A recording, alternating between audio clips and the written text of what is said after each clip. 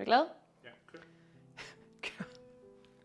Jeg har skrevet Sia og din, fordi jeg synes, der mangler en bog om grooming blandt jævnaldrende. Og jeg synes, der mangler en bog, der dykker ned i, hvorfor det er, vi stadig negligerer de digitale overgreb versus de overgreb, der sker ude i den fysiske verden. I skabelsen af bogen har det været vigtigt for mig at skabe en hovedperson, som Katinka, fordi at vi har rigtig mange historier om, hvordan det er de mindreårige, de unge uskyldige, der bliver udsat for de her digitale overgreb.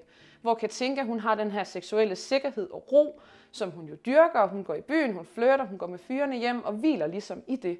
Så man kunne tænke, at sådan en som Katinka faktisk har forudsætningerne for at opdage, at hun bliver udsat for det her manipulationsarbejde, som Christoffer han begynder på. Du skal læse Sia og din, fordi det er en spændende fortælling, der vil provokere dig og forhåbentlig vil sætte nogle tanker i gang, når det kommer til alle de nuancer, der er, når vi snakker digitale krænkelser i dag.